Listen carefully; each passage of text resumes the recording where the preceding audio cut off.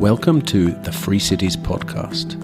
My name is Timothy Allen, and this is the official podcast of the Free Cities Foundation.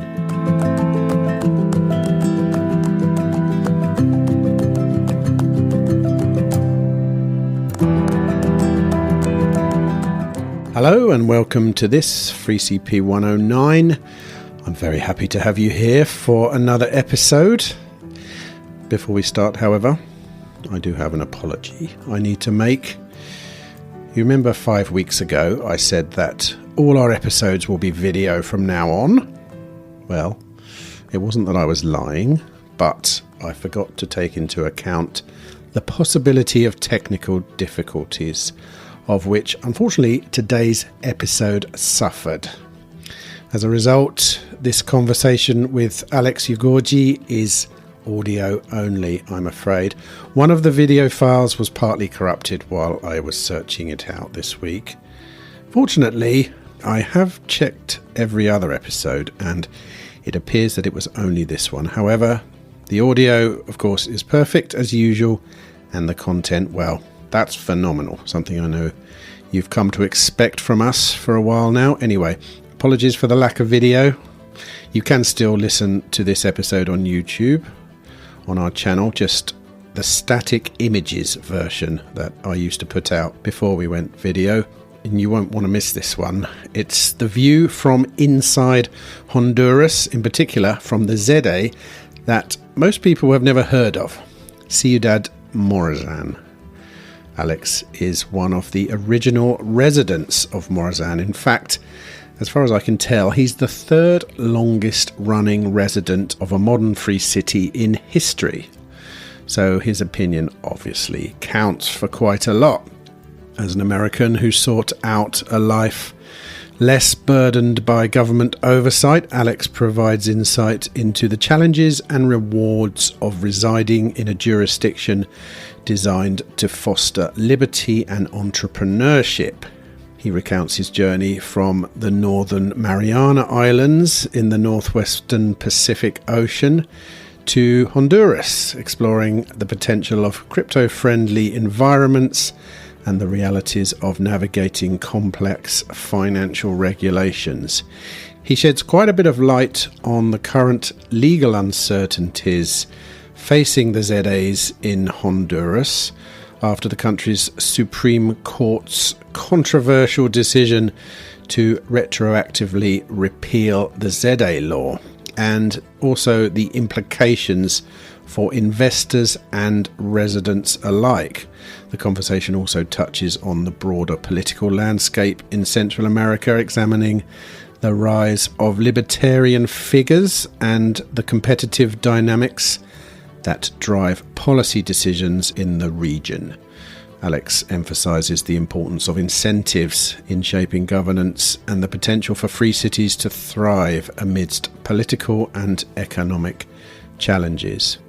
Now, Morazán often flies under the radar of journalists and commentators when they come to Honduras to report on the ZEDEs.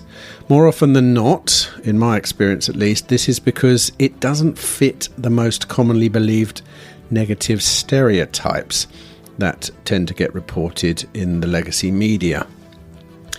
If you're interested in knowing more about Ciudad Morazán, then obviously go to their website. That's in the show notes. And also check out an interview I did with the founder of Morazán, Massimo Mazzone, in episode number 64 of this podcast, also linked in the show notes. Quick roundup of the Nostra comments and boosts before I go. Not many to report this week since I'm recording this on a Monday ahead of the Christmas break. Thanks for the sats, Aaron, Justin Bianchi and Cousin Vinny. Aaron says about Patrick Hibbert's episode number 107. Loved this episode, as was the conference's theme. The ideological groundwork is laid, which means it's now time for the doers to build in earnest and the former onlookers to start investing. The fact that Patrick has been doing this successfully for decades is exciting and to hear he's working with Tipperless. I would co-sign that completely. Justin Bianchi, great guest selection. Love the outside of the box ideas. That was about Grant Ramont's episode from last week. And all that Bitcoin, of course, is going into the Free CP Strategic Reserve. I heard this week that Russia are at it now. Trump's giving everyone FOMO, isn't he? Anyway, it was great to be front-running all these nation states with you. Bitcoin's at $108,000 a coin as I speak this. And if you don't think that's significant, then go and listen to my introduction to last week's show.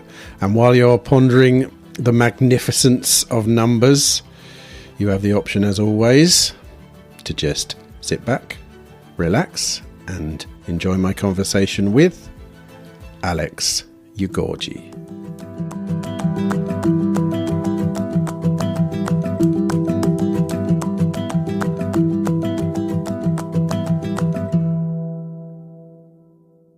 Because I'm after the truth, and I'm always asking people for the downsides, because we talk a lot about how great free jurisdictions are, free cities, how they're great for the local people, how they're great for incomers, how they're great for everyone. But obviously there are downsides.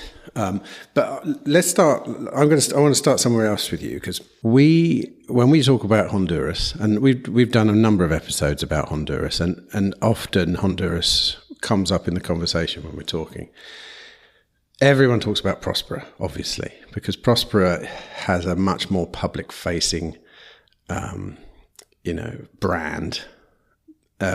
And often I've been speaking to people, and they don't even know about Ciudad Morazán. They don't even realize that there are other ZEDEs.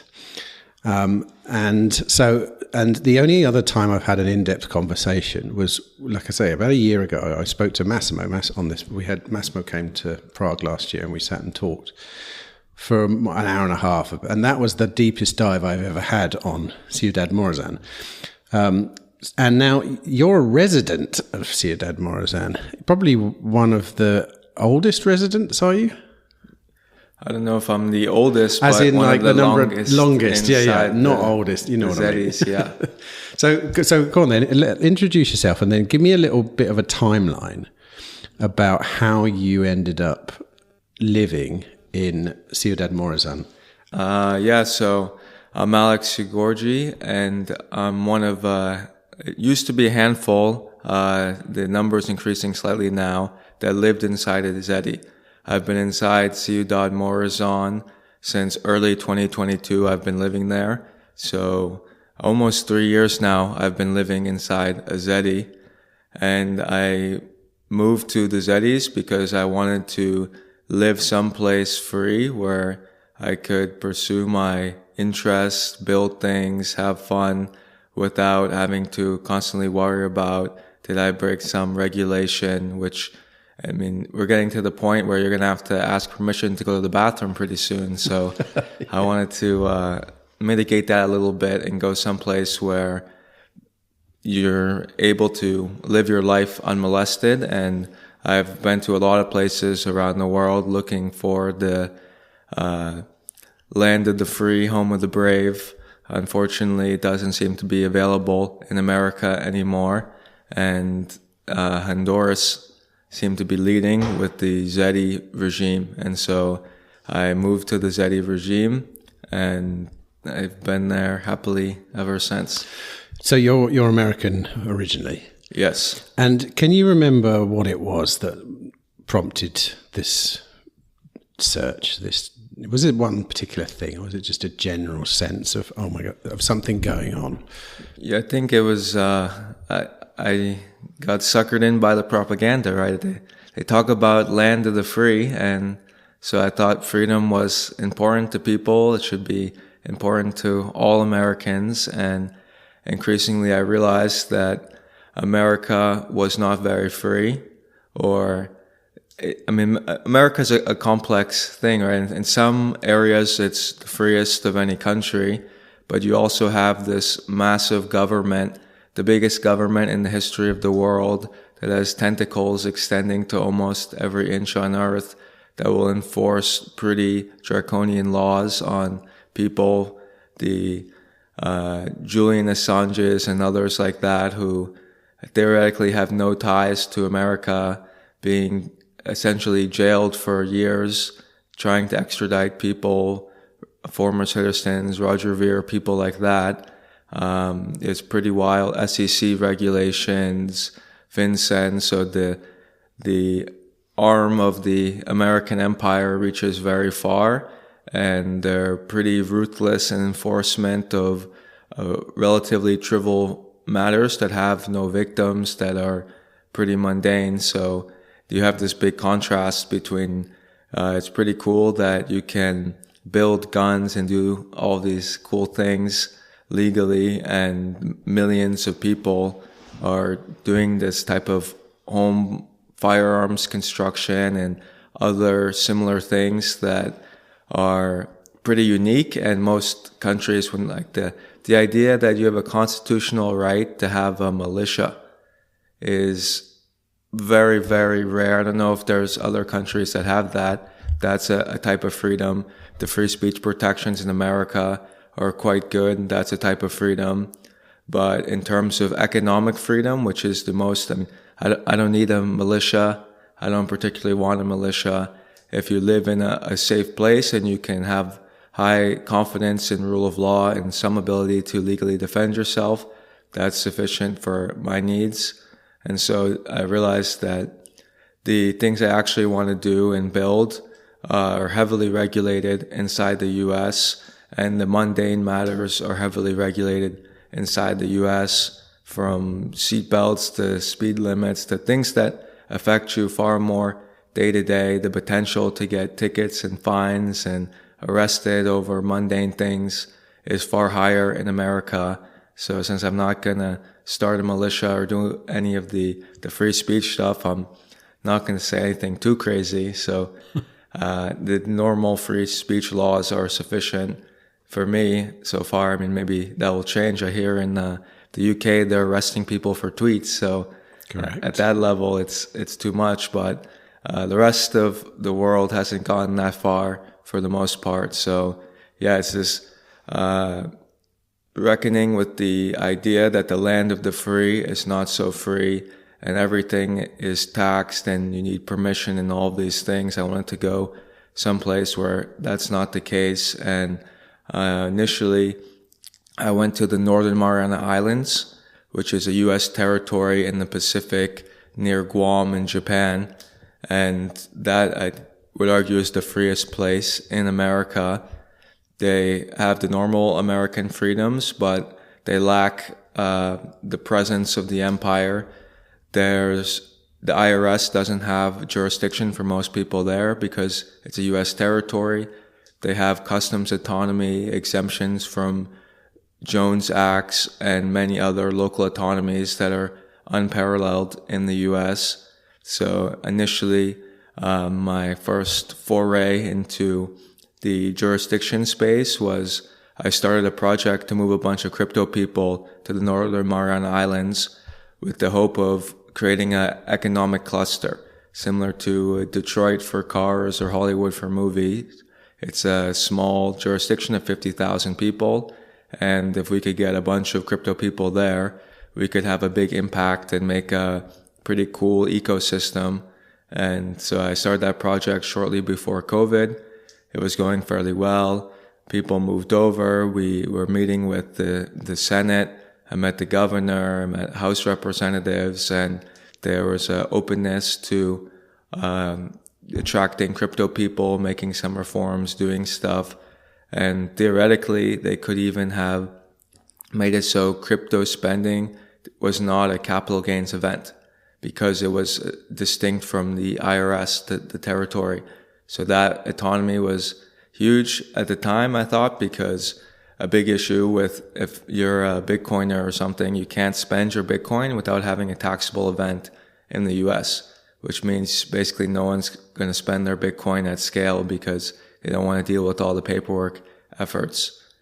Later, I realized that no one's going to spend their Bitcoin anyways, and it's just not a competitive medium of exchange. Credit cards actually work very well. You get paid to use them. You can charge back transactions. So from the buyer perspective, they're very good. And from the merchant perspective, very few people generally charge back, and you get access to all the consumers, all the people with money, right? Generally, wealthy people love credit cards. They love the points, the miles, etc. So as I was trying to build this crypto ecosystem, I realized both that the competitiveness of non-stable coins is quite low, because most people who believe in the future of crypto, they don't want to spend their money. They want to hold it and spend their bad money. And then there's all of the technical and logistical challenges. And then I also realized that the regulations in terms of finances in the US are so high. Money service business regulations and others have sent people to jail for years because they didn't have a license, or they didn't properly sell their $100 transaction. You could get 5 years in prison if you don't do it correctly.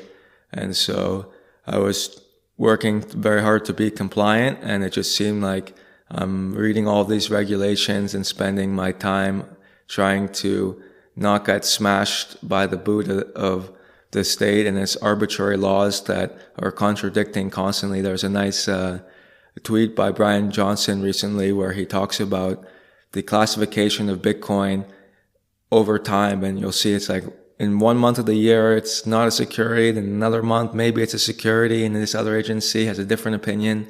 And so he's saying that we as a $1 billion company, Coinbase, have no idea what the status of these things are, because different agencies have different things and they're constantly changing.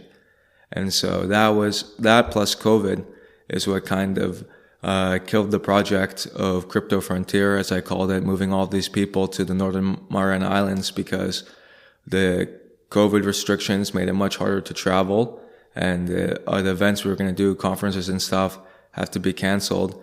And then realizing that the US government is just so aggressive in enforcing rules that nobody understands, including themselves, and you just can't do anything because if you're risk adverse, which to some degree I think you should if you're trying to operate a business or just stay out of jail, then that's a wise move. A lot of crypto people have faced very expensive legal battles, and some have ended up in jail. The Binance guy, Ian Freeman, Roger Ver, Bitcoin Jesus, is facing extradition. Jeremy Kaufman, dozens and dozens of other people for securities related things. Often cases, no victims, usually no victims, I would even say. It's just they were unable to comply. Some of them wanted to, some of them didn't know they weren't compliant, and I just didn't want to spend most of my time trying to stay compliant. I wanted to be able to build and do things, and I found that in the Honduran ZEDEs, which I discovered in 2021. I first visited Honduras and saw them and realized that, yeah, this seems like a very good place, and I wanted to move there. Quick question about Northern Mariana Islands. Is it Moran, M-O-R-A-N? Mariana Islands. Yes. Never heard of them before. Mariana Trench, maybe you've heard of that. Yes, heard of that, yes. So it's nearby. Okay. It can't be that nearby. How is it that they're out of the jurisdiction of the IRS? I don't understand. How does that happen? U.S. territories are not under IRS jurisdiction. What does that mean then, U.S. territory? I'm not sure. So there's Puerto Rico is the most famous one. It's a U.S. territory. There's states and there's territories. So they say no taxation without representation. I don't know if that's the actual legal reason. I think it's more about their status as unincorporated territories, but I prefer no taxation without representation as the basis for why they are outside the IRS jurisdiction, is because they don't have senators. They have a single non-voting congressperson.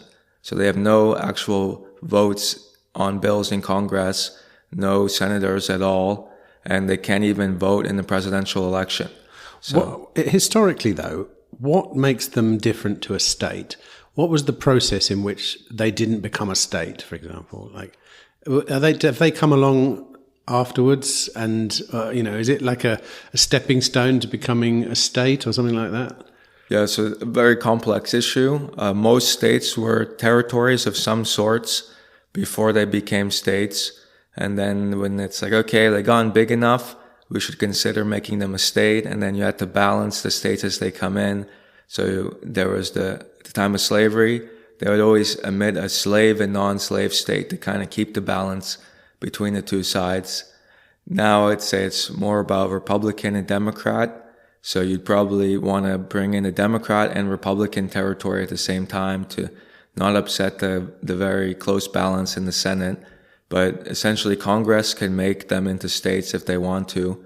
And Puerto Rico has talked about becoming a state and voted on becoming a state before. So it's the most likely next state, that and Washington, D.C. And it's believed they'll both be Democratic. So actually after Trump came in, there was talk among the Democrats, we got to add some more states to prevent this from happening again. And when Biden was elected, some people were proposing, let's make D.C. and Puerto Rico a state to upset the balance in the Senate. But yeah, generally the territories that aren't states join the U.S. in some strange way. Puerto Rico was a spoil of the Spanish-American War, I believe, as was Guam. So that, and the Philippines as well, which used to be part of the U.S. So they come in this matter, and then it's like, what do we do with them afterwards? And right now they don't want to upset the balance. 100 senators is a really nice number. And it's about 50-50 split. So there's not much reason to bring them in. Most of the territories are small, 50,000 or so in the Northern Mariana Islands, 100,000 or so in Guam, U.S. Virgin Islands, tens of thousands. So giving them 2 senators would be a lot of power. And also you upset the balance of Republican versus Democrat. So generally, they prefer to leave it as is. So you said that what you wanted to do and what you wanted to build, you couldn't do in the States or in a US territory. So what was it? What was it that you were trying to do? Well, I was trying to, I guess I'm a sucker for the propaganda, right? Thought I was in the land of the free and that freedom was good and normal. And then I was interested in crypto, and I thought, this is supposed to be peer-to-peer electronic cash, right? That's the title of the white paper. We're trying to build something that we can use day to day for spending. So I was trying to build an ecosystem where you can live your whole life in crypto. And with decent success, you could pay your rent in crypto. You could go to the hardware store and buy things in crypto. You could go to restaurants in crypto, liquor store in crypto, the top bar in crypto. So I was able to pretty much single-handedly onboard all of these businesses, help set them up with payment terminals and wallet applications and all of these things. And it started out with one stablecoin and ultimately ended with a stablecoin that was almost exclusively used in the Northern Mariana Islands. And this stablecoin was much more successful than using something like Bitcoin or Bitcoin Cash that had much larger market share and had larger communities around the world trying to onboard them. But it's just too much friction. A normal business owner, they just want to know they can receive the money. There's no volatility. There's no anything. And keep in mind, this was 2020, 2021. So crypto was extremely volatile, right? Moving 10% in the day often. So business owners don't want to be exposed to that. If they want to buy crypto, they buy crypto and get exposure, but they don't want to have someone buy a large order. They don't even realize it's come in, and all of a sudden they have this currency exposure that they didn't know they had, and now it's coming time to pay payroll, and they're like, we don't have enough to pay payroll because our money went down. So it's, I found the businesses are okay with stablecoin. It's kind of just, it's like PayPal. It's kind of their thought. And then they accept it. We do meetups and bring people there. And so I take this weird payment app, and then I can get people to do meetups and come over to my business there's not much difficulty in training my staff. So yeah, sure, I can do it. And so you took that. Did you continue that idea on when you moved to Morazán then? Yep. Is that what? Tell me what the process was. I mean, what did Morazán look like when you first went there? How much of it was built? You know, what did you do? Find out Massimo's email address and call him, or what? You know. Yeah. So I was taken there by Mark Edge, who was also an early mover to crypto frontier in Saipan, Northern Mariana Islands. So he was like, "Yeah, you'll like this place, and it might be easier for doing what you'll do." And so he took me there. How did he know about it? He's been in talk radio for 20 years with the libertarian focus. So he was one of the first to find out about many things, including Bitcoin. He was the first media to discuss Bitcoin. In 2011, I believe, was when they first discussed it. And so he told a lot of people through his show, they learned about it, Bitcoin, including Roger Ver, Bitcoin Jesus, Eric Voorhees, and many others. So he was one of the first people revealing Bitcoin and Saipan and many other interesting projects. Free State Project, bigger early news coverage of that. So free cities as well in general. So they've been at the frontier of things, and this was just another example of it. And so, yeah, he'd been to Próspera before things were built, just in the early days. And so he'd been keeping an eye. And by 2021, things were progressing pretty well. And so he said, well, yeah, the COVID kind of killed Saipan off, and maybe this place will be better.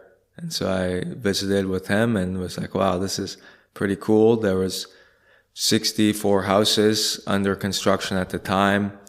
The first ones had already been built. The first people had already moved in, and I could see it was just a place where you can build stuff. That's what I like. Things were being built around me. There was the energy in the air that comes with that, and it was very exciting. And it was also very cheap, which I think is one of the most underestimated freedoms. When your rent is $10,000 a month in Monaco, then you have to be very careful not to lose your job, right? When your rent is $120 a month, you don't really care if you lose your job. You're a lot harder to cancel because with $1,500, you can pay your rent for a year. And so then they say few people have even a month of savings, never mind 6 months. When your rent's $120, then most people have 6 months of savings now, and that gives you a whole new level of freedom. Same for starting a business. If you can rent a space for $120 a month, there's no zoning, then you can easily start a business either in your existing house, right? 2-bedroom, $120 a month, 1 bedroom for you to live in, 1 to operate your business in, or you can rent a separate unit, office or retail business or whatever you want. So I realized you have not just the freedom, but the economics as well. And that was a freedom in itself that is extremely underrated, I would say. So it's, there's few environments. I would say there's no environment with that level of freedom that's that affordable. And then few environments with that level of taxation that is affordable. So, Monaco is great, zero tax, but few people starting out, or even few people that are far along, doesn't make sense to live in Monaco given the costs. Whereas Morazán, great place to start out, and that's what I call it, bootstrap city. That was kind of my rebranding of Morazán for the Western audience. This is the place where you can bootstrap your business, your family, and your life at a very low cost. You can test out freedom. Freedom's not for everyone. Let's be real that some people benefit under the the people who create the regulations tend to benefit under them, and their allies as well benefit. So if you're in one of these protected industries, then you're probably better off where you are. But if you're in an industry, trying to enter an industry that's heavily protected, then freedom could be extremely advantageous, especially if you don't have the high cost that normally comes with the free environment. When you first went to Honduras, did you check out Próspera as well at the same time? Yeah, I didn't visit it on my first trip, but I had done a lot of research about it, read the Scott Alexander article, which most people, I think, read who are interested in the ZEDEs. It was a very influential article about the potential, and I followed it remotely for a fair bit. So I didn't actually visit Próspera in my first trip, but I visited many times, including there was a big conference in, I believe, April 2022. Could have been end of March, but around that time where I think it was the first public conference in Próspera, where a lot of the early people, Dusan from the Bitcoin Center, Nicholas Ansinger, who created Vitalia and Infinita Fund, and a few others came. I would call those the OGs of Próspera. And of course I was there, and Massimo was even there as well. That was actually the first time I had met Massimo in person. We had talked online before. He actually called me. He was like, Alex, why are you living in Morazán? It's not for foreigners. Tell me. And so I talked to him on the phone before that, and I invited him to that Próspera conference without even knowing him. It's like, oh, you should, there's a conference in the other ZEDE. I'm going. It'd be cool if you came. We could talk more there. And he actually ended up coming there and met him, and it was... That's interesting. I mean, was it tongue-in-cheek when he said it's not for foreigners? I know his idea is definitely blue-collar, local workers, this what I know. But he's a nice guy. He's a lovely bloke, and I think he wouldn't necessarily mean that, would he? That, you know... Well, he was just saying the design wasn't... He likes the market and would say, trust the market. And so if the market is saying that foreigners are interested in living here, then clearly it's providing value for some foreigners.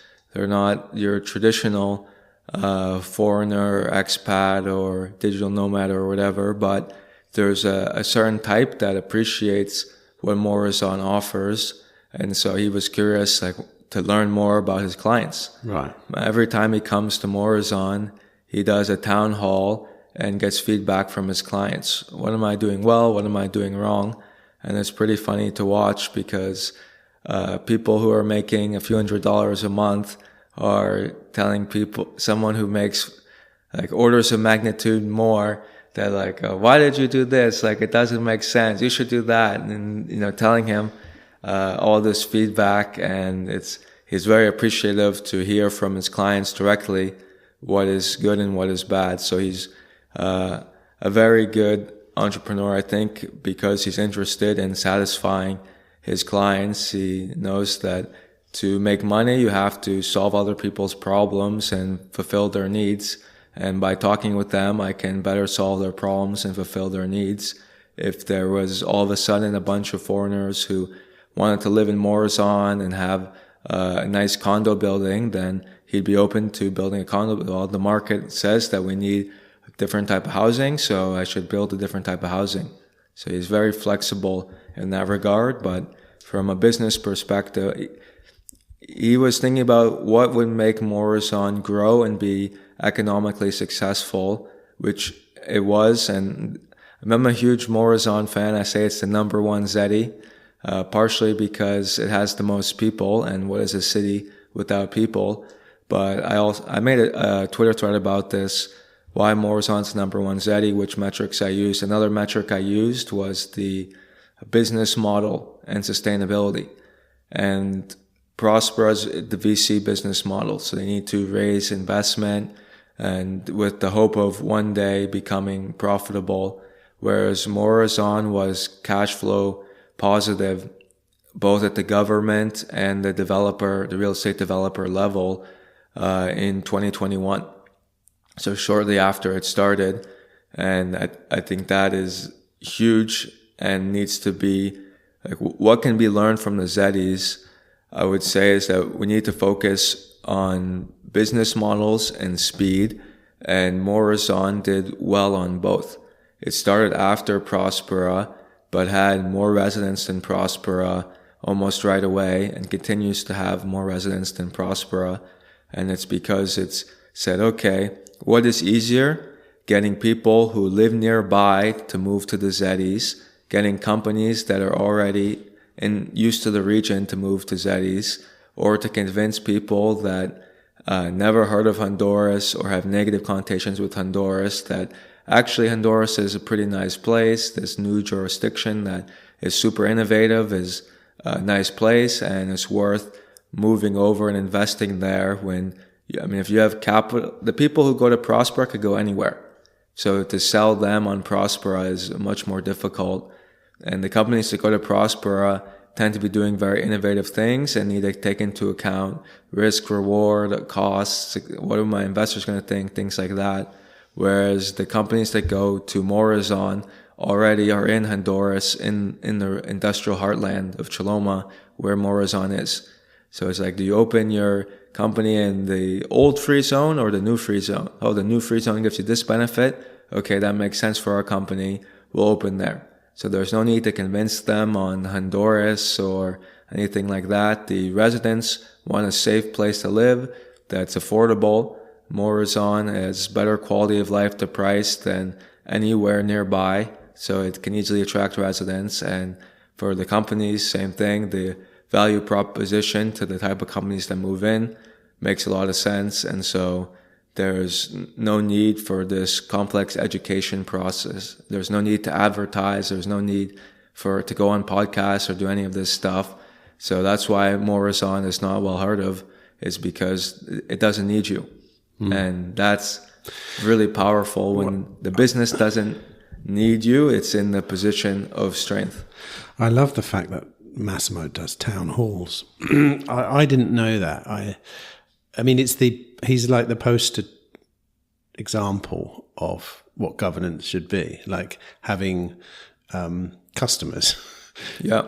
I mean, it's really, and he really is doing it. He's a really interesting guy, isn't he? I really enjoyed talking to him because he's very wealthy, but he really cares about that project massively. You can tell he's in that Italian way. He's very deeply emotional about this whole project. But I can just imagine him in the town hall trying to find out if his customers are happy or not. That's very funny.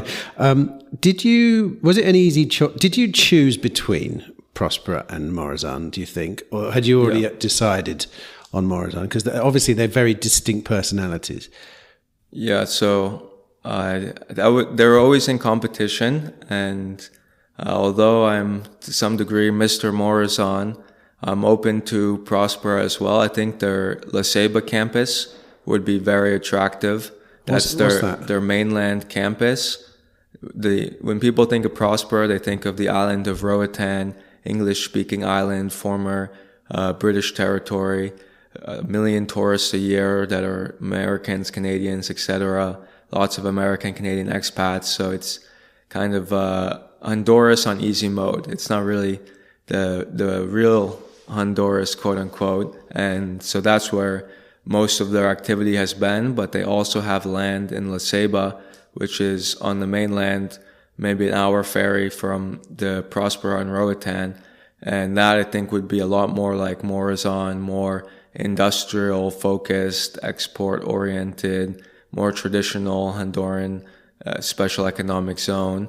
And so that would have the more competitive costs. For me, it's just about quality of life to price. I can get almost all the benefits of Próspera just by going to Próspera every month or two. They have all these conferences and stuff. That's when I've seen Brian Johnson, Balaji, Naval, all the famous people that went to Próspera. I was there, I met them, etc. So that cool benefit of the ecosystem you can get without actually living there, because the average, this is the same everywhere. You live in the box, you're on your computer, like that's most of your day everywhere. Every once in a while there's an event, but even if you're living in the most exciting city with the most events, probably most of your time you're not going to events. And most of the events, they're open to other people. If there's some concert or something, people travel in from the nearby regions to go to the concert. And so I can take a flight for $80 to Roatan and go to whatever event. So, and I did that and do that. I go to Roatan like 6 to 10 times per year. And that I found is sufficient to get my fix of excitement, to meet interesting people, etc. But day-to-day living, I can have much better quality of life. The cost of cooks and cleaning and driving and rent and everything else is much cheaper. I can live life not so dissimilar from a very wealthy man like Massimo at a fraction of the cost in Morazán, where I spend zero time worrying about any of those household chores that erode a surprisingly large amount of your time. And I can solve problems very effectively being like in the 1% of Morazán, because everyone wants to make the 1% happy. If you've ever been around a wealthy person, everyone's doing whatever they can to win favor with them. So I realized I can have that effect in Morazán, be the big fish in a small pond. And so that is kind of why I prefer Morazán now. At the time I first moved to Honduras, it wasn't possible to live in Próspera. You could live around Próspera, but I like to joke that Próspera has 2 adults, 3 kids, and 2 dogs. So it has 5 to 7 people, depending on how you define people. And that was Eric, the CEO, and his family, because they incorporated their house individually into Próspera. But there was no other place where you could live inside the jurisdiction until the Duna Towers was complete in around June 2024. So until just a few months ago, it wasn't possible to live inside the jurisdiction. And so there wasn't really a choice. But even living around the jurisdiction, everything is much more expensive in Roatan, and I don't get any benefit. Some people do, right? If you like to go to the beach every day, then it might make sense. But I lived in Saipan, like a 10-minute walk or less from the beach, and I almost never went to the beach. And so it's like the value there is not there. I like being near the big city of San Pedro Sula. They have more amenities. They have better airports. There's better access to labor. And so for me, I have much greater value being near a major metro area that I can utilize these resources and live for very low cost, and thus have high savings rates, more money to invest and use usefully. So yeah, if Próspera's Ceiba campus takes off and is doing well, then I think it may be able to poach me from Morazán, because it's even closer to Próspera. It's potentially even bigger than Morazán and should have a similar price point. So at such time, Massimo will have to improve his offering if he wants to retain me. And there's not been in any other... How many other expat people live in Morazán? I would say that generally there was 2 to 3 full-time expats in Morazán at a given time. And then there's often people who visit 4 months at a time as well, who maybe they live 3 to 6 months of the year in Morazán, but they're not full-time expats. So of those, there was another 2 to 3. So a very small number of expats. It's the people's ZEDE, as I call it. It's 99% Honduran, and it will likely always be in the 90% Honduran, even if it were to scale to 15,000 or more people, like it was hoping to, then it would become much more attractive to everyone. You'd have more bars and restaurants and the things that most expats care about. But even still, it would be dominated by Hondurans always. Do you live a Honduran life then there, if you know what I mean? Do you hang out with your neighbours? Do you speak the local language? Do you, or because I've lived in all over the world, and there's a very distinct difference between when you're an expat and when you embed yourself in a local community. You basically have to join in. Otherwise, or you travel to meet your friends who are expats somewhere else. So how is it living in Morazán for you on a day-to-day basis? Well, I'm kind of an introverted computer guy, so I don't go outside too much, but I'm certainly embedded in the community, right? Everyone knows who I am. I'm involved in various community efforts, from charitable events to building exercise parks and hosting events and stuff like that.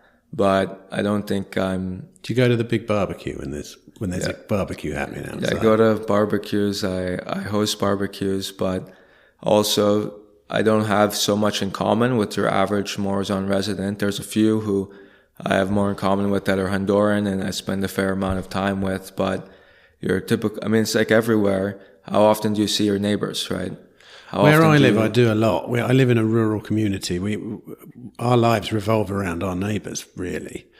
But I think in cities, it's much harder, for sure. The sort of local community vibe is... But then again, I guarantee that the Hondurans living in Morazán are friends. They're all hanging out together, are they? Yes and no. I mean, certainly more than the US cities. It's more social, more gossip, more people hanging out. But I think pretty much everywhere we're trending towards atomization, where everyone they have their own box they live in, they do their own thing. They have a couple people they interact with, but generally most people, they get home from work, they're tired, they want to watch Netflix or TikTok or whatever, and maybe there are one or two neighbors that are their friends, they invite them over, but the sense of community is on a decline everywhere. And to me, this suggests that it's market demand, right? I think a lot of our social customs were out of necessity when there was no welfare state and it was a hard life. You needed to maintain good relations with your neighbor because you never know when your house is going to burn down or your crop is going to spoil. And so if you don't have those relations, then you could potentially die or be destitute. So I think a lot of these things are like the social customs and traditions are the product of necessity more than desire, because now that we have the choice, few people are exercising it, right? That's it. I've never heard of that theory before. I wouldn't wholeheartedly agree with you. I'm almost certain you can see it yourself, but I have a different experience where I live. It's the opposite, and I wouldn't say it's coming out of necessity. It's coming because I want to. It's like I want to be a part of the community, and if anything, it's just because I really enjoy, for example, I live in a rural community. They're farms and they're all spaced out quite a long way from each other, sort of like, quarter of a mile between each farm. But every morning, for example, I walk my kids to the top of our lane to drop them off for the bus, and my neighbour is doing the same thing. And we meet at the bus where the bus picks them up for school, and we talk for 5 minutes, sometimes longer if something's happened, And that is very nourishing for me. I wouldn't say it's out of necessity. I would say it's the same thing that would drive me to go and visit my family on the other side of the country, because I want to see them, But I can see a little bit of what you mean there, that their sort of social customs are kind of a product of a bygone era. I could see that, but I don't think they're declining. Well, yeah, there's obviously social preferences and variations. Some people, they'll never move to a free city because their family won't come, right? That's a real phenomenon. But I think the best thing to look at is taking care of your parents as they get older. Before everyone had to do that, once it's an option, the amount of people that do it goes way down. So how many people naturally want to do it, it's clearly lower than the amount of people that did it when there was no other option. And so that's more my point, is that the idea that everyone wants to socialize all the time is not true, I don't think. And it's more you had to socialize. The costs for being antisocial and a recluse were a lot higher in the past. And now that people are wealthier and no longer need to socialize to survive, it's going to go down. And the other interesting thing is where we live. We deliberately bought the farm we bought because there was the option in the future to develop some buildings on the farm to have our children live close by. Because another thing I wouldn't say, once again, it's out of necessity, but I think that the fact we've lost this living arrangement, this multi-generational living arrangement, I think that's unfortunate, because I think it's a really important aspect of being a human. And I want to bring it back in my case. From my generation onwards, I want to bring it back. I want to give my kids the opportunity to live close to us.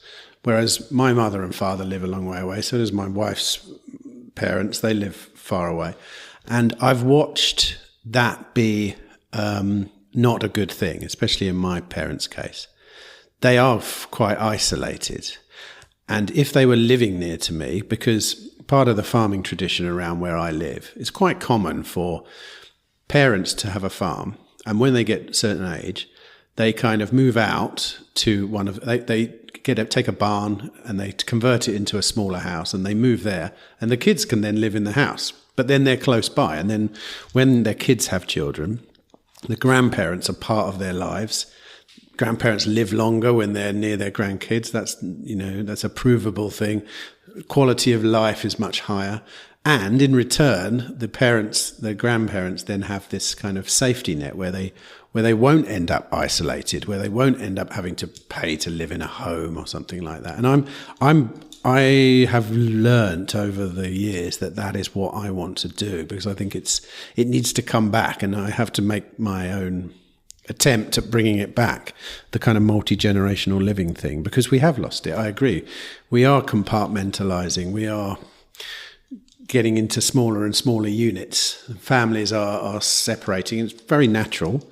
Travel, and the ability to travel around the world has had a massive impact on that. Why wouldn't you want to, I don't think I know anyone these days whose someone in their family doesn't live on the complete opposite side of the world. It's very rare to find, amongst a certain section of society, it's very rare to find a group of people still living in the same place. But I'm hopeful that it's still possible, because I think there's a massive benefit for every generation to multi-generational living, from the children who interact with parents and grandparents constantly, for the parents who then have help from the grandparents with bringing up the children, and then the grandparents who have this kind of safety net when they get really old, someone is close by to look after them, But that's a whole. I think we can bring it back. So it's the trade-off, basically. There's obviously advantages of well-functioning family living together, but there's also the trade-off. If your well-functioning family lives in a very rural area, far away from the economic opportunities, and then the next generation has to sacrifice economic opportunities for that. Often we see they say, okay, I'd love to live near my parents, but there's no jobs there, so I'm going to move to the big city where I can make a well-paying job so I can afford to feed a family and buy a house and all these things. And so people have to make those trade-offs between quality of life and the other benefits. So I think when Morazán, I'm interested as well in these multi-generational aspects, and Morazán's a place where I could see my dad retiring to, and my kids coming back to and being based. Very easy to make multi-generational setup. And even for you remind me of the homestead movement, which I kind of joke that there's a strong tendency to be subsistence farming movement where people give up their city jobs to become essentially subsistence farmers. What I like about Morazán is you can get all of these benefits because of the freedom, because of the low cost. I have a farm in Morazán. I have my own cows, but I don't interact with them much at all. Maybe once a month I see the cows, but someone takes care of them for a very low cost, so I can have my grass-fed, unvaccinated meat that I control the quality of. I can have people visit me. Instead of a guest room, I can have a guest house. So people are more likely to visit me because we don't have to share all these things. You can have some space while also being near me. So I think if you have a really competitive environment where there's economic opportunity. You can create some cool business inside the ZEDE. You have a low cost of living inside the ZEDE. You have no zoning or regulations inside the ZEDE. That makes it very competitive for that lifestyle, whether it's you want natural food, well, you can easily build your natural food supply. You want to have it easy for your friends and family to visit, you just get a second guest apartment. So that's what attracted me to Morazán, is I can have unrivaled quality of life while not giving up the things I like. I can go to supermarkets or fast food chains or whatever within a 10-minute drive, and that's like to get all of these factors, the ability to have my own cows and control my food supplies, to easily have space for people to come over, to also be next to a major city, and all of this for under $1,000 a month potentially. That is the power of the free private city, in particular Morazán. Sure, yeah. I mean, going back to the generational living, I mean, we live in an age now of online work. It's exploded obviously over the last few years, and that does help massively. I agree that if you're not careful, you have to sacrifice some economic benefit by maybe staying close to a multi-generational family, but there are far more opportunities not to these days. And or you, in the case of my daughters, for example, you look to the local community to see what does work there. For example, my eldest daughter wants to be a vet, for example. She can be a vet in the countryside and still live where we live and travel around and work in that area. The other two are almost certainly going to be entrepreneurs, I would imagine, and they can run businesses like you. You run a business from Morazán. They can run businesses from there if they need to. And as for kind of not interacting with the animals, I think that's obviously a preference, because I derive a huge amount of satisfaction from interacting with the animals and going through that whole process of it's not, of raising something and killing it. That is to be a part of it, to take responsibility for it myself. It's a huge part of it for me. But I wanted to talk briefly about what's actually happening in Morazán now, because you find yourself now in an unprecedented situation there. I wouldn't say it was unexpected, but there was certainly a possibility that this wouldn't happen. But can you talk a little bit about the current situation? What's actually going on with the Honduran government? We know now that the law has been retracted. Is that right? Or what's the proper legal term for it? Nullified. Yeah, so I'll ask your favorite lawyer about this, but my layman understanding is that the date matters a lot, right? So when you're listening to this, things might have changed, but at the time we're talking, the Supreme Court of Honduras has said that they're going to retroactively repeal the ZEDE regime. Right. And they've yet to release the ruling. So this, I think there's a good argument to be made, and I don't even know if it's argument, I think it's reality. Until you release the ruling, has the ruling been made, right? They say that they're going to release a ruling, but they haven't actually released it. It should be released quite soon. It's taken a lot longer to release than one would think. Perhaps it's because doing this radical, unprecedented, retroactive repeal of the law that's been around for almost 12 years now, it creates a huge legal mess with tons of unintended consequences, and perhaps the court is like, why do we do this? How do we do this? And then they're struggling with what to do next. But for whatever reason, they've not released a decision yet. So whether or not it's official, many have argued that until you release a ruling, it doesn't exist. But what has happened? A vote on the ruling. Is that right? Yeah, so the process is first a subcommittee votes, and depending on if it's unanimous or not, then it goes to the larger court. So first it was 5 member subcommittee, then a 15-member larger court, and then the 15-member larger court said that they released some statement that we voted to retroactively repeal the ZEDE. There's a few more pending issues. We're going to meet again to discuss those. And we just want to let you know that we're going to retroactively repeal these. And so that's right. So they haven't. So nothing is set in stone then. Yeah, I mean, depends who you ask, right? Some people would say that, yeah, they might not have released it, but they're going to release it. Like, don't get your hopes up that something's going to change because they've told us what they're going to do. They're going to do something along those lines. If it is 5% change and how they do it, it doesn't really matter. And others will say that, well, it's not over till it's over. We got to help talk to the court and tell them that what you're doing is going to have massive effects in Honduras, and you're going to go down in history as someone who destroyed Honduras, the rule of law, violated all social norms, etc. And so others believe that the Supreme Court will hear reason, and there's been lots of people around the world, other courts, governments, local people in Honduras saying that this is going to have massive effects both on the damages that, I mean, this is expropriation effectively.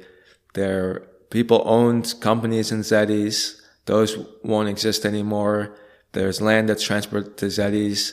What happens to that? I don't know. Their court is basically saying it was never transferred.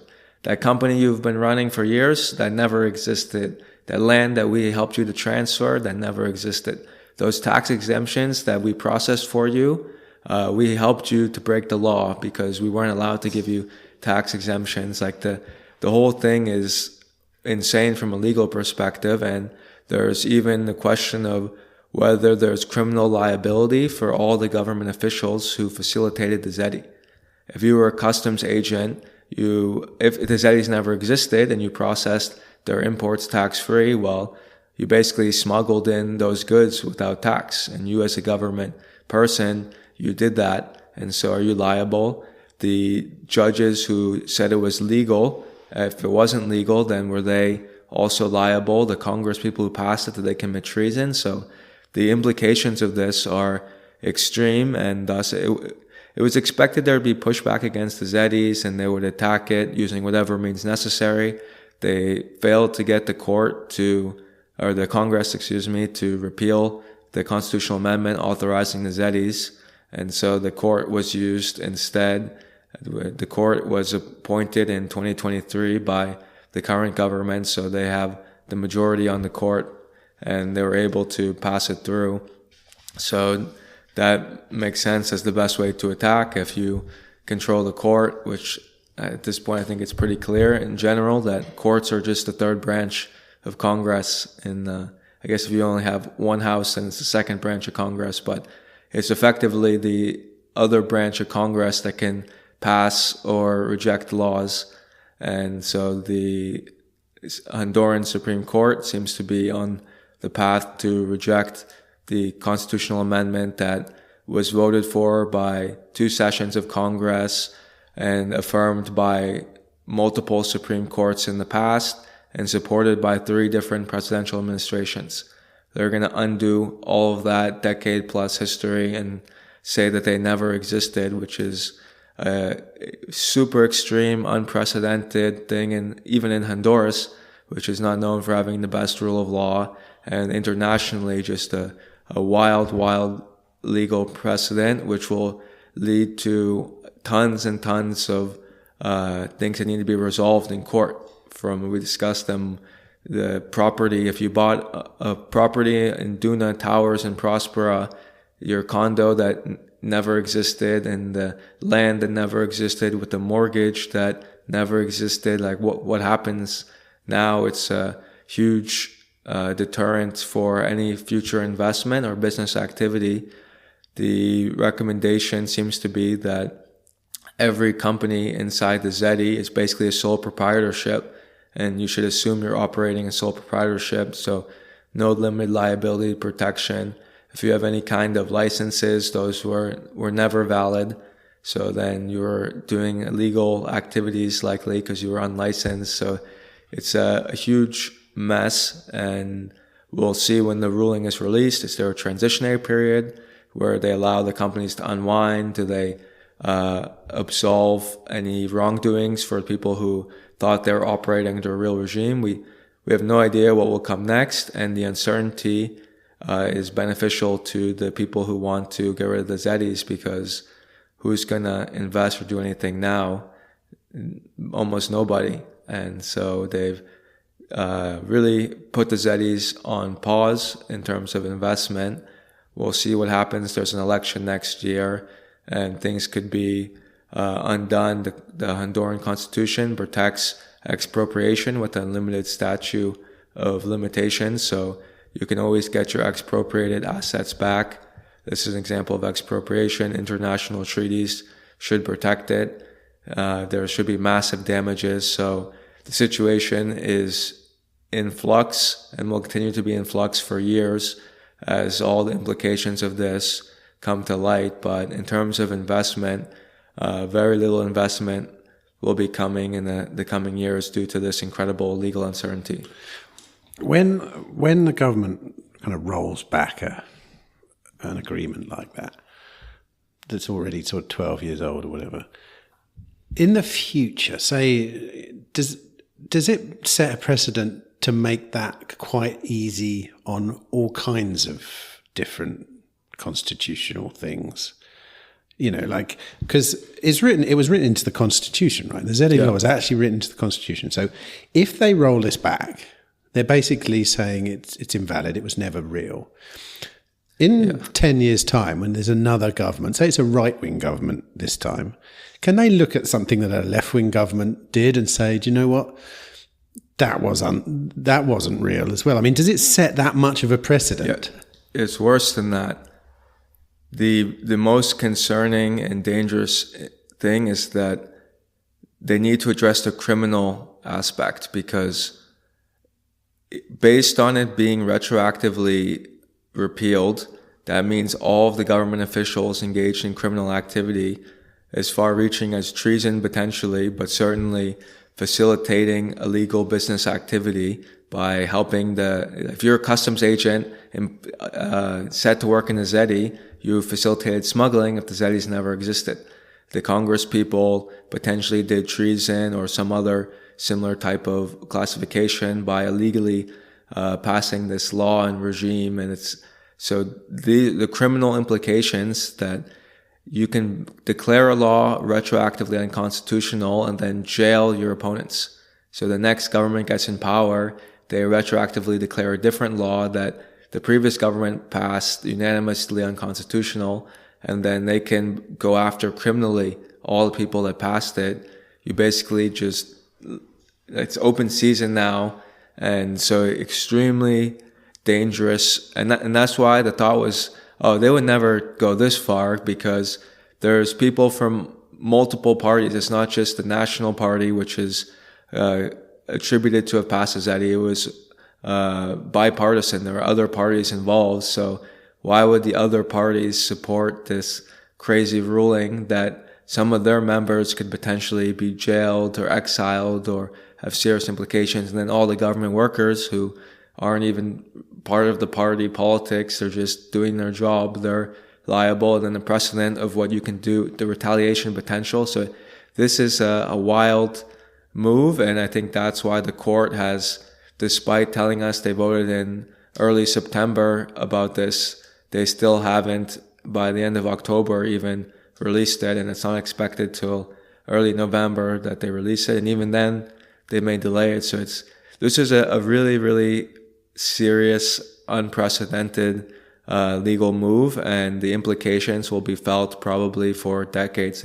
This will be one of the most important moments of Honduran history, because it changed the whole legal system, and precedents and norms have been turned upside down. And what will happen next, who knows? Maybe the government just jails all the opposition party and they become a dictatorship. Like, that is totally possible in the timeline we're entering, because it's so unprecedented. Do you think there's a chance that they're in too deep all of a sudden. They feel like they're in a corner and they can't go back. Because correct me if I'm wrong, but the original kind of battle between the government and the ZEDEs was much more of a political thing, wasn't it? It was a way of basically having a dig at the other side during elections, and the ZEDEs we used as a bit of a punch bag for political gain. Do you think it just got a bit out of control? And because really, do they honestly care that much about closing these places down, especially now when you see what's going on there? Morazán's a great example because it was full of economic activity. It was safe. It was showing that Hondurans could live affordable lives in better conditions under safer circumstances than sort of somewhere close by that wasn't a ZEDE. What is it that they get out of it now? Like, what if the government gets their way, and what do they get out of it? Apart from, like you say, maybe just complete authoritarianism. It's like, yeah, look, we've just proved we can do whatever we want. And okay, now we're a dictatorship, Yeah, sure. So from what I heard, actually, the ZEDEs becoming an issue was almost either a mistake or an accident. There was a local VAT equivalent. The ZEDEs should have been exempted, but the law didn't exempt them. So one of the ZEDEs wanted to get themselves exempted from the VAT, like all the other free zones. It's just normal in a free zone that you're exempted from VAT if you buy something locally because you're exempted from imports. And it's basically an import if you put something in the free zone. And so they wanted to pass that law. And then that's what brought the ZEDEs to attention, is because before they were existing, nobody was paying attention. They just forgot that the ZEDEs even existed. And then the VAT exemption, it was the left-wing government that was running at the time was like, oh, look, the National Party just wants to give away tax money. Your tax money, they want to give it to the rich free zone people. Like, free zones have to go. And that's what made it an issue, is that they tried to make a slight modification. And so that was the kind of mistake, accident that brought the ZEDEs into attention, because no one was paying attention to them before that.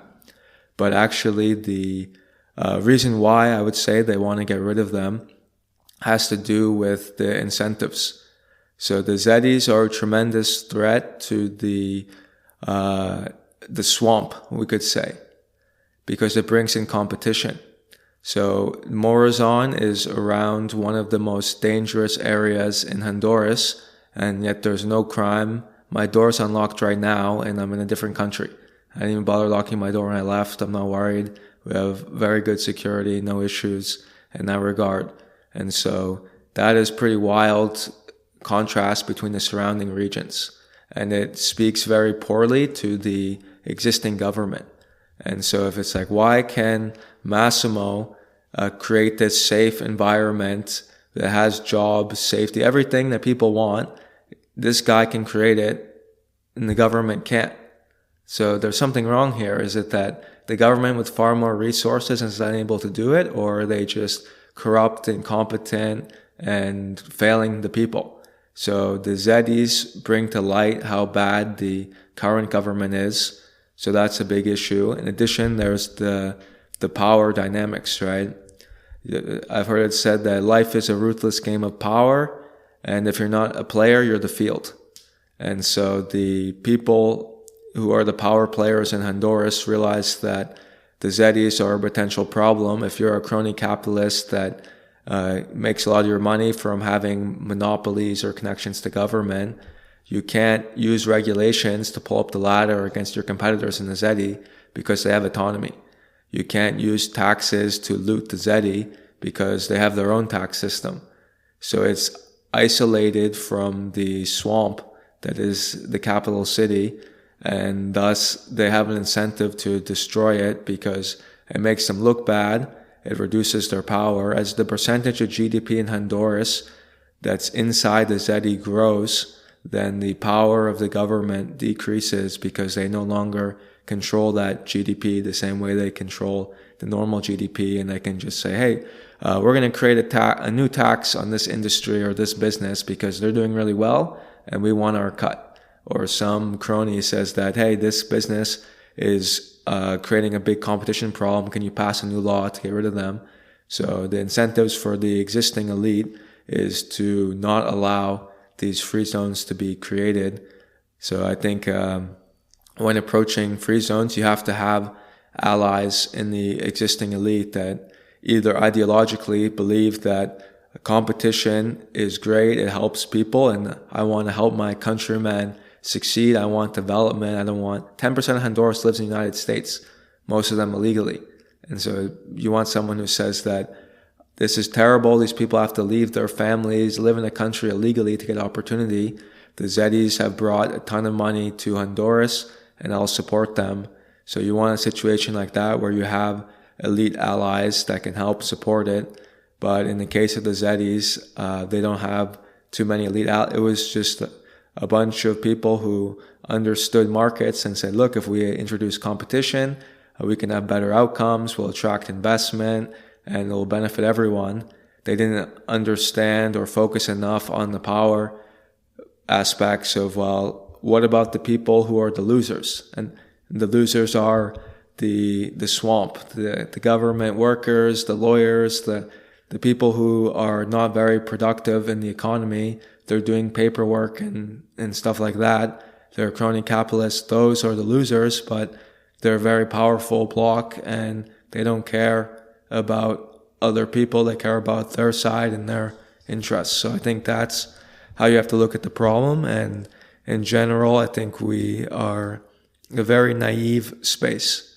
Another pet peeve of mine is the idea that the free cities are going to be full of a bunch of Westerners, but Westerners have a lot of options. You can make a lot of money in most fields as a Westerner. You can easily move to a lot of countries. You can live in many different countries throughout the year. I think most free cities that are successful will be local based, like Morazán. Morazán can grow a lot faster than Próspera because its target market is the people of Honduras. And I think in general, if you're building a free city, the future of free cities, it's got to be targeting local markets because that's the most competitive way a city can, if you're trying to sell a value proposition, saying you move 10 miles over here and your quality of life 10x's, that's easy. Morazán builds a house, it's filled. They have no problem filling their houses. Even when they increase the rent, that people still come in. And so they're providing a ton of value. But if you're trying to compete with all of the digital nomad hotspots of the world, all of the cosmopolitan cities around the world, it's going to be pretty hard to compete with San Francisco's and Dubai's and Singapore's as a startup city. These are startup businesses. So you should focus on the markets where you can add the most value. So I think there's a lot of misconceptions in both. One, the incentives of free cities. It makes sense that the existing elite, they don't like them. It's competition. They can't control them. They can't influence them. So there'll be some hostility there. And also, I think it's unrealistic that a bunch of Westerners will move to these cities. I think they're going to be mostly cities targeting the local market. On the bright side, the fact that the response of the government is at least some kind of validation for the projects, because at least they're acknowledging now we know all this stuff, and it's true. It's 100% true. They do add governance, competition in governance. They do all these things that people within the free cities movements always say that what we need competition, we need this, we need that. And in a way, they're validating it because they're acknowledging it now. They're realizing, oh, yes, it's true. This doesn't make us look good. But what's so disappointing is at that point when the government realizes they're being outcompeted, instead of trying harder, they just pull the kind of, right, let's shut it down. That's how they try harder, though. They're playing a different game. They are the monopoly of violence in the territory. So that's their tool that they can use. And if the court writes a piece of paper that says that this goes away, the ZEDEs go away, then they can now send men with guns in to make it go away. So when that's the tool you have on the playing field, then that's what you use. Yeah, but using a legal route, in this case, complete bullshit, isn't it? The legal structure was already set up. That was the whole point of it. You know, when you're trying to secure a physical location like a free city, you've only got a few options. One of them's the legal system. One of them is the kind of general sense of the population, because if they love what you're doing, they're also going to kind of protect it as well. But the legal method is the most important one. You build a legal framework around this thing, and it's the best line of defense, because you don't want to get involved in a physical battle for your territory. You don't want that. But the legal battle is a kind of, you know, an abstract force which should work, and it's the main strategy people have. It's this abstract force of law. So if they just say, okay, well, that law that we passed legally, or not them, but the previous government passed legally, is not real, then why would a new law be real to them? Why would they be able to issue a new decree that says, okay, this is now null and void? You know, we've repealed this through legal ways, you know, which they're obviously not, because they're not repealing it through legal ways. They're repealing it through, well, like you say, what a quagmire of nonsense that they will have to deal with. And it's almost as if they've reached this point now where it's like they've only got two options. One is to completely forget about it, because it's so complicated. Like you say, who owns all this stuff now? What happens to all the investors? What happens to all the legal, but what happens to all the people that are now criminals who weren't criminals before? Or, so they just leave it, or they just go full on, like, you know, which they do in South America, they do in Central America historically quite well, and just become an authoritarian government and say, no, what we say goes. Because they've backed themselves into a corner in a way. It's almost like they haven't thought it through. And I know governments are famous for not thinking things through like that. But when you mention all this new legality, they either go along with it or they just ignore it, in like the best authoritarians do. But it's a terrible situation. I don't see who wins anymore either.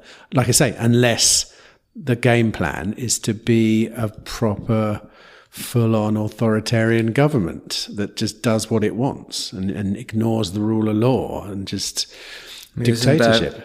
To some degree, I think this is the nature of government, and the West is just better at indoctrinating its citizens into thinking that, democracy, right? If people vote for something, then it's okay.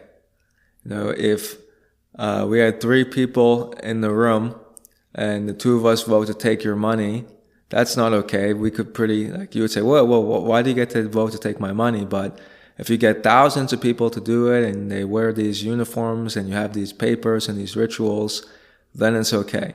So the governments, especially in Western countries, have been very good at training their population to believe in these norms and rule of law and all these things. And we don't break the rule of law because we're a civilized country, but almost all of the civilized countries do these type of things when it's convenient for them. The US will talk about national sovereignty until it's against their interest, and then they'll invade, and then they'll bring all of their friends with them who claim to support human rights. And so there's countless examples of the countries with rule of law. Most places say they have free speech, but will arrest you for certain, you can't say that. You can't talk about your views on some sensitive issue like vaccination or elections. You don't have free speech in regards to elections. You have to follow rules of making an advertisement for someone you like. And so generally, it's always been an illusion, kind of, and in the Western countries, it's more well-implemented illusion. In the regions that are more prone to these type of things, there's no illusion. The people in Morazán, they don't believe in government the way that you or I might believe in government. They know these guys are corrupt, probably the 50% or more of Morazán has paid police bribes to let them go because they pulled them over for no reason or giving them a hard time. Oh, like your registration's expired, we could take your car. But, if you just gave us $5, then, we'll let you go home. So these are people who encountered the very brutal nature of the government on a regular basis. So they don't believe in government. There was someone in Morazán, they were at a protest in the capital, and I thought it was such a great example. The interviewer was saying, what do you think will happen in the future? Aren't ZEDEs pretty much dead? And they said, well, the next government can just undo what the previous government did. The court can do whatever it wants, clearly, right? So if they can at least take it away one day, they can put it in back another day. And to them, they're not a lawyer. They're just a normal Honduran, and they just see how the government works. They do whatever they want. They just write some piece of paper that says, look, we're allowed to do this. They stamp it, all good, and now they're allowed to do it. And so in Honduras, the people don't believe, and that's one of the nice things about living outside the developed world, is that people don't revere government. It's not like, oh, this president, we should respect them, the prestige of the office, the king and queen, and they're so great and magical. It's like, no, this guy is a corrupt official. Anyone who's a politician is a criminal and liar. That's not a libertarian position in most third world countries. It's just common sense. It's like you know these guys. Your cousin is a low-level council member of the city, and he's corrupt, and you've seen the corruption all throughout your life. There's no illusion that these people are more sophisticated or better or wiser. So that is a nice part about living in the third world. But it's, you make it seem like this is some great reveal that the government can do wild things, but it's been doing wild things. I think COVID was the greatest wake-up call for most people, that the government can just say, oh, you're not allowed to go to your parents' funeral. You can't visit your family member at the hospital. You can't go to work. Like all these things that are not legally justifiable in most countries, they can just do if they wrote a piece of paper and said that, oh, there's this emergency, this unprecedented thing where all these people are dying, but actually the death rates aren't that high, but they could be really high if we don't do these things, and then they just do whatever they want. So I don't know, I'm, I guess, pushing back a little bit on your... No, I'm okay. I've got another question for you then along the same lines, because in a few conversations I've had in the last few years, there's a kind of idea around that Central America is this kind of new frontier for a lot of good things, and especially when you compare it to what we would call the West. And even now you see like Argentina, you see Milei, a so-called libertarian president. You know, there are other sort of libertarian personalities arising in Central America. Now it's always Westerners that tell me this, that wow, Central America's this place, it's just ready to pop and loads of things can happen. What's your view as someone that actually lives there on the ground amongst Hondurans as well, not amongst expats? Is that a good or a bad sort of representation here? It's all about, everything's incentives. So the advantage of Central America, and I think why it has attractive taxes, competitive policies, etc., is because there's so much competition in the region.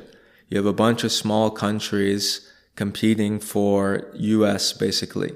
They're exporting to the US, they're trying to get US investment, US retirees to come over, US expats to come over.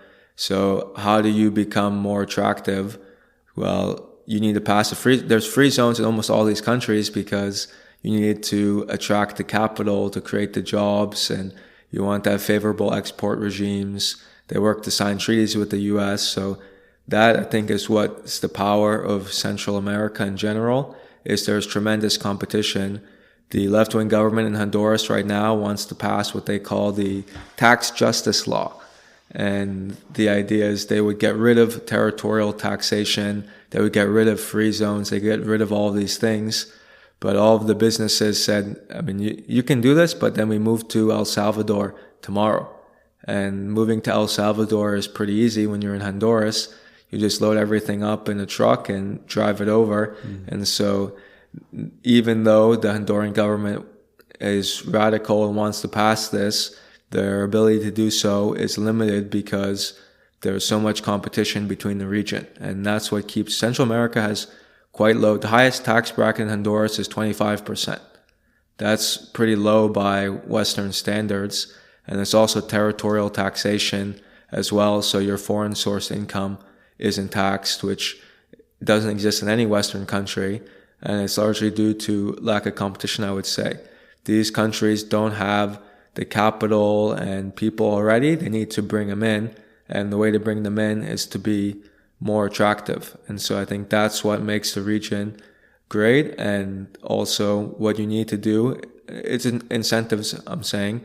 And same thing to how to keep the ZEDE regime and stuff like that alive is you need the right incentives. If the Próspera lawsuit damages are large enough, then the next government will say, okay, and this is what we hope will happen, right? There's a very large damage settlement. A new government comes into power and they say, 2 governments ago, the National Party passed this law that was terrible. The Libre Party, they were right to not like this law, but they were wrong in their approach. As a result, we have the biggest damage settlement in Honduran history. I don't like the law, but we have this choice. We can either pay a bunch of money to foreigners and bankrupt Honduras, or we can bring back this regime and foreigners can pay us billions of dollars. Although I don't like the regime, I have no choice. That I'm not going to bankrupt Honduras. Instead, I'm going to get the money from the foreigners to help the people of Honduras. And so that's what will bring the ZEDEs back. It's not going to be, we convince people on the merits of free market and competition, and it's not going to be a economic argument. It's going to be incentives where a massive lawsuit results in massive damages, and the government of Honduras says we'd rather keep this law we don't like than pay all this money out. And so it's like incentives are extremely important, and that's what we should look for in the future for cities and assessing jurisdictions in general. Do you think, though, that there's a resurgence in Central and South America at the moment of libertarian, like a pushback against the authoritarians in the sense that there are libertarian candidates rising up to the front? I mean, Milei is obviously the most obvious, but maybe you think all politicians are. I think that there's more political entrepreneurs now than there were before, and it's becoming a term, political entrepreneur. I'd say that Bukele is a political entrepreneur. He realized that there's this niche market that's underserved of being the Lee Kuan Yew, like the Singapore style of Central America. And that's what he's basically doing. It's more like Singapore is very strict with their rules. They're caning people. They execute people all the time for things like minor drug offenses. From a Western perspective, you can get executed. In Singapore, they're very strict, rule of law, safety, things like that. Bukele realized that there's an untapped void here. I can do this. I can attract these Bitcoin people. They want some place to do Bitcoin. I can bring rule of law. People want rule of law. And so there are political entrepreneurs that are pursuing that. And then there's the backlash candidate, the Trump type populist who people don't necessarily agree with. Like, people didn't vote for Trump in 2016 because of his policies. They voted for him because he was a middle finger to the system. They were very unsatisfied with all of the things going on. There was too much political correctness. There was economic issues. And they're like, well, everyone I dislike doesn't want me to vote for Trump, so I'm going to vote for Trump. And those were the people who swung Trump into victory. Same for Milei. It wasn't that Argentina woke up one day and read a bunch of economics books and said, Milei's policies are what's going to work. It's that everyone in the current system hates Milei. They told me I can't vote for him. He's going to destroy things. Well, I guess I have to vote for Milei now because they told me I can't vote for him, and he's the radical change candidate. And so I don't think it's there's an ideological shift that is leading to these new interesting candidates in the region of Latin America. I think it's that they have a ton of dysfunctional governments and people who can distinguish themselves as being a huge outsider. Bolsonaro in Brazil, Milei in Argentina, Bukele, all these people who can say, look, I'm very different, and then they can give different propositions depending on what will appeal to their audience. In El Salvador, security was really important, so they focused on security. In other countries, they'll focus on other things, but I don't think there's been a big ideological shift in these countries. It's more of like Trump-style populism or really savvy political entrepreneurs like Bukele who realize that they can tap this international market to get investment and attention. So I like the way you describe Bukele as a political entrepreneur. But what's your personal opinion on him? Do you trust him? Like, can you trust him? Like, what he's doing is phenomenal, obviously, on one level. But can you trust a leader of a Central American country? Well, you can't trust any leader. You can trust incentives. And so if Bukele should pass a ZEDE law, if he wanted to develop Honduras, attract investment, grow the economy, he should pass something that protect. And the magic of the ZEDE is that it's isolated from the craziness of the government. Honduras could double its taxes, but the taxes don't change in the ZEDEs. Honduras could pass some crazy labor law. The labor law doesn't change in the ZEDEs. So giving that legal stability and isolation from the arbitrary whims of government who can just change the environment out from underneath you is how you innovate and compete and really put yourself ahead. So yes, Bukele has brought security, but that security situation can change because a new government comes in and they don't care about security or they have other priorities. Inside the ZEDE, I mean, like we said, Morazán's in the most dangerous area, very safe. Why is it very safe? The incentives. Unless they can provide a better quality of life than the surrounding areas, people won't move. And so their incentive is to provide a better quality of life than the surrounding areas. The same thing would be true with zones in general. Creating the zone is a very different incentive structure than Bukele just passing a law that he can change the next day. Oh, I don't like these guys. And he's even hinted at some time. He was talking about, I think there were some shortages and people were increasing prices. And he was mad that they were increasing prices and gouging the good people of El Salvador. And he was talking about passing like penalties for businesses that do this. And that's not, like, can you trust a guy who can just retaliate against you all of a sudden for basic normal functions? Supply goes down, price goes up. And when the price goes up, more of the supply comes in because people want to, like, that's the basic functioning of the market. So if a country wants to be competitive, including El Salvador, it should create an environment where the businesses can get stability and predictability and a very good economic environment. So I think Bukele has done some good things for El Salvador, but I definitely don't trust him or any other government. And if you want to get businesses to invest, which is a vote of trust in a good sense, the best thing you can do is create zones where you have little influence. So that would be my recommendation to Bukele and all the other places, is that government is an extremely dangerous thing for a business because they can arbitrarily destroy the business overnight. A slight regulation change can make a business unviable.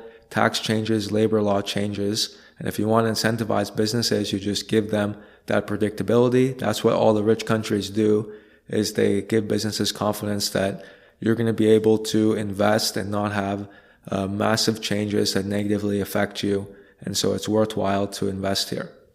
It is interesting in El Salvador that I assumed that the Bitcoin City plan would be a special economic zone. And I know a few people who've been there recently who say it's still kind of an ongoing project. It's just not really talked about much anymore. It was a bit of a wow, here's, when they first announced it, it was like, this is going to be amazing. But do you know anything about El Salvador's plans to create any zones or free zones or anything like that? There's a lot of people who are talking to Bukele about it.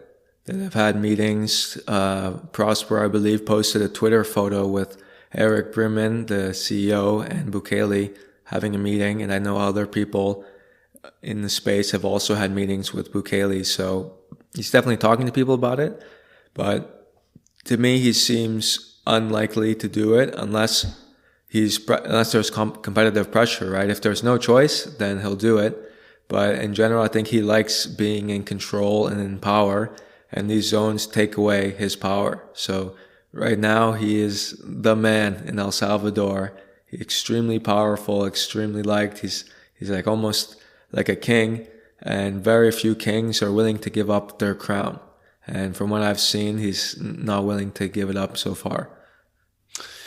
That's very true, I suppose. I think I've always felt uneasy about what's going on there because, you understand the incentives, right? Deep down, you're like, he has had good results in security, but it's because he has a ton of power to do things, and that, power corrupts, and that maybe he'll use this power differently in the future. I think most people kind of, especially Westerners who grow up in a system of checks and balances and all of this, they get a little nervous around Bukele because they're like, well, what's to stop Bukele for if some opposition candidate comes up or some critical journalist, like maybe they disappear. Like, what's to prevent that from happening?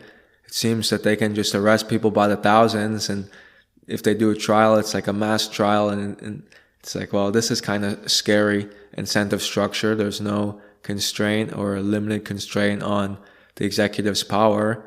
I hope that I better stay on the good side of the executive, right? That's the incentive, and that's kind of a murky environment.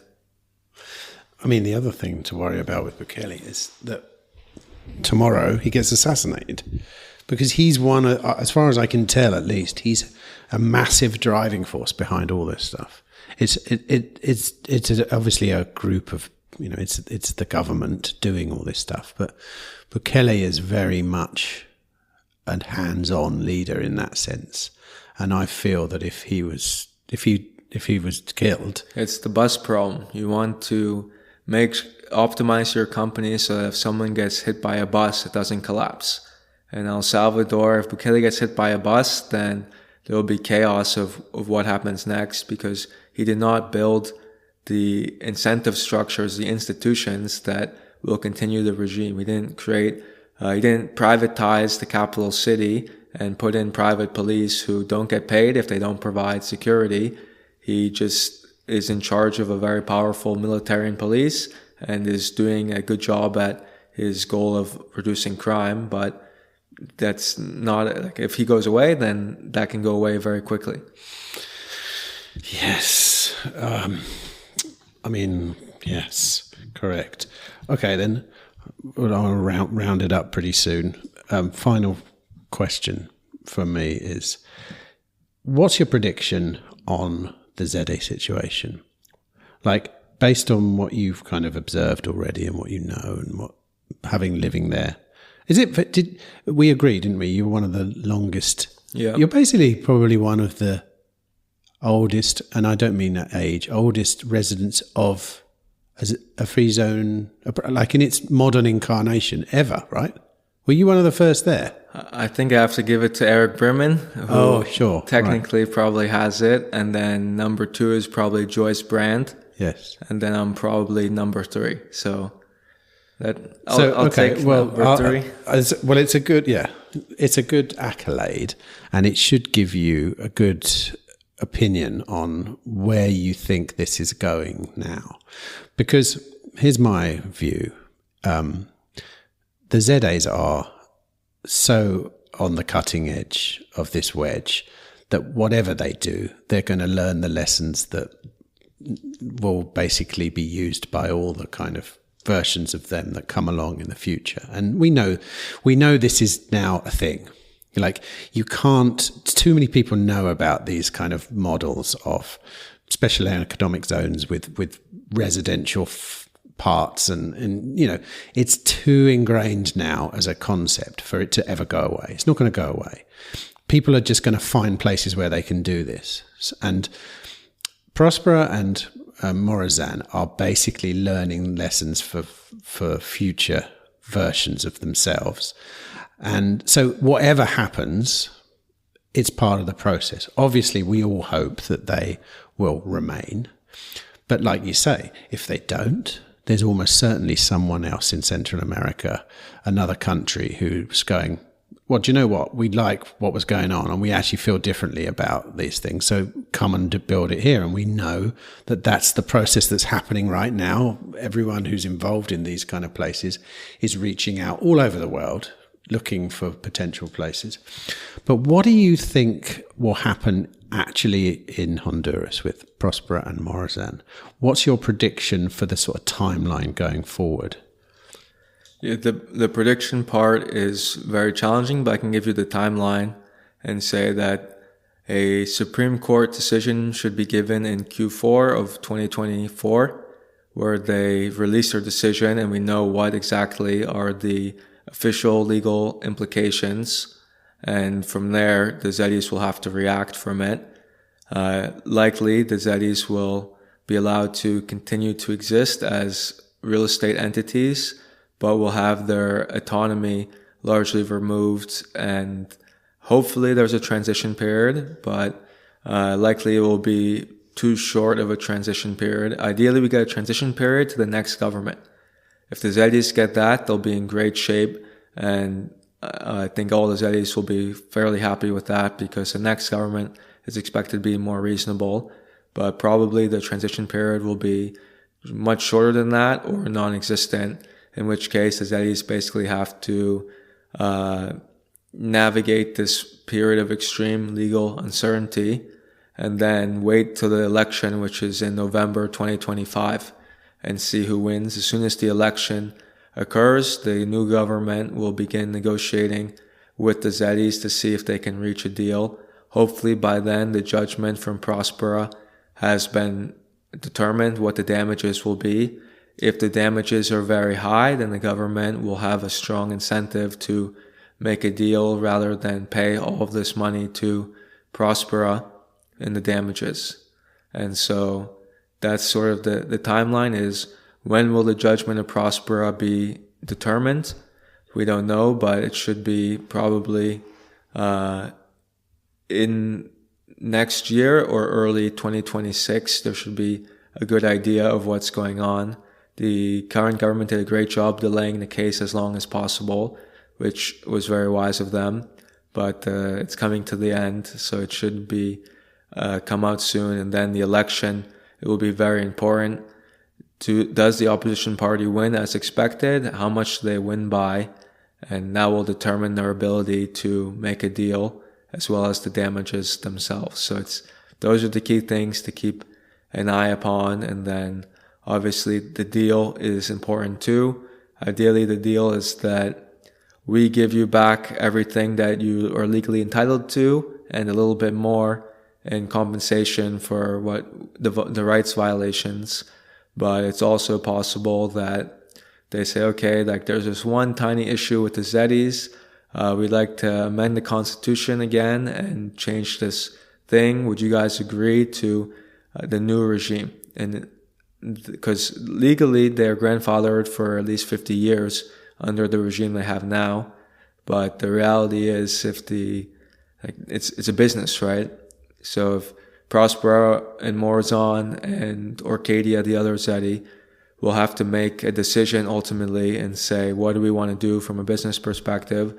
Do we waive our 50-year rights, take a slightly different regime, and that maximizes our profit? Then maybe we should do that instead.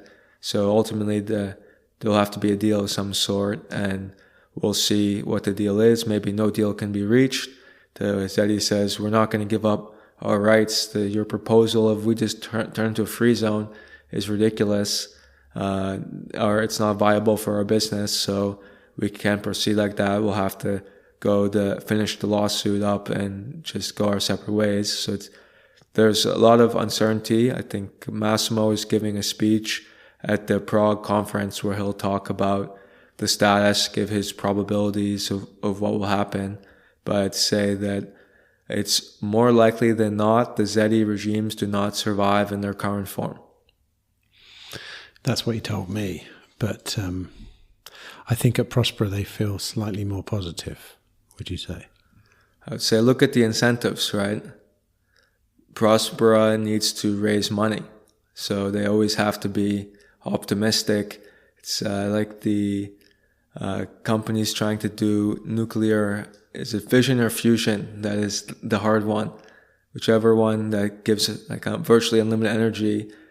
All those companies are always a few years away from a breakthrough. For decades, they've been a few years from a breakthrough, and that's their incentive. They need to keep raising money. So when you're raising money, you always have to be optimistic and look at things in the best light. When you self-funded, in the case of Massimo, you always want to be pessimistic, because if you're over-optimistic, you lose a lot of money. So maybe it's somewhere in between the two, because one is slightly favored to optimism, the other is slightly favored to pessimism.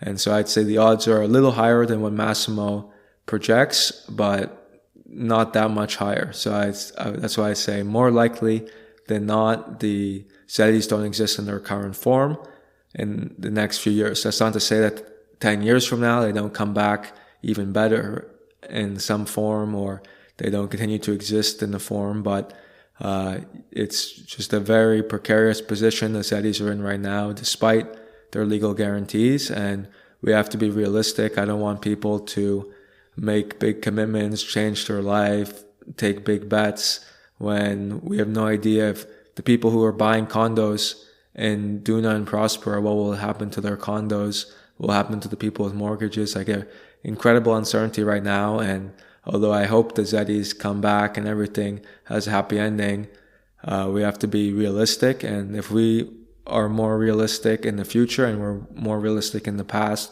we probably could have avoided all of this. So I think we need to have more realism in the Free Cities movement. We must provide really good incentives. We need to find which countries have the right incentives to install and maintain zones, which key power players in the countries have the incentives to install and maintain zones, build alliances, get things passed, and that's how we will be successful. If we just go in with a naive approach that these zones are going to create a bunch of jobs and help people, therefore they'll be popular, then the Honduran situation will be repeated. You have to be very strategic, very smart, build as quickly as possible, win as many allies as possible, or you'll go away. You should do like a one-term approach is what I think every project is going to think going forwards, is how do we in one term get enough political capital to protect ourselves in the case that the opposition party against us wins and wants to destroy us. And it's definitely a test case for the whole Free Cities movement. We're all watching it very closely. And there is a tinge of pessimism in what you say, but I think overall... realism. There's no realism. pessimism. Okay, realism. But overall, I get an optimistic sense from you, if nothing else, because there are lessons to be learnt here as well. And the experiments in Honduras are the cutting edge of this industry. They're actually doing it, and they're actually living out these problems in real life in front of us all. So, I mean, I'm super grateful for that. I obviously hope that the outcome is favourable to all. I don't know how that pans out, because it's just a complete mess, isn't it, really? The whole thing is a mess in a sense that nobody wins in one of the outcomes, which is, it's just terrible. But anyway, I'm sure that the outcome will provide some optimism, even if it means that ZEDEs that come in the future come look and learn. But anyway, thanks for. I don't like ending on a negative note, but it is optimistic. I think it is optimism. I mean, realism is real. The realistic approach is. This is the realistic approach. This is the reality of doing this. When you create a zone on someone else's land, which is basically what these zones are, when you create a special zone in someone else's jurisdiction, you're always in their back garden, and you have to deal with that. You will always have to deal with it. I don't think there's an answer. Like I say, we use the legal techniques. We use the kind of PR techniques. We use the economic incentive techniques to try and keep these zones in existence. But there'll always be the option for a government to just pull the bigger bully card, which is historically has pretty common, let's face it.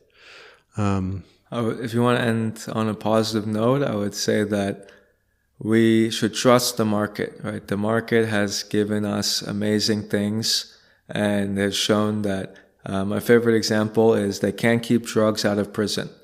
The market demand for drugs is so high that even in prisons, they're unable to keep the drugs out. As long as there's a market demand for free cities, they will continue to invest and grow. And so the best thing that can be done is to increase the market demand for these.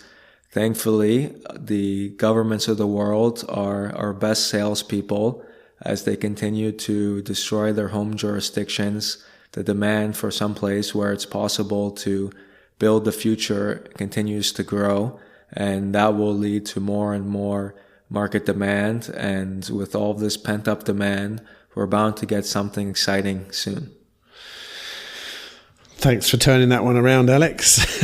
And thanks for coming in. I appreciate your view from the front lines. You really are living it. You're living in a free zone. You are working in a free zone. You are running your business from a free zone. And so it's very important to hear your voice. And thanks for sharing it with us today. I've really enjoyed speaking. Thanks for having me on and doing the podcast in general.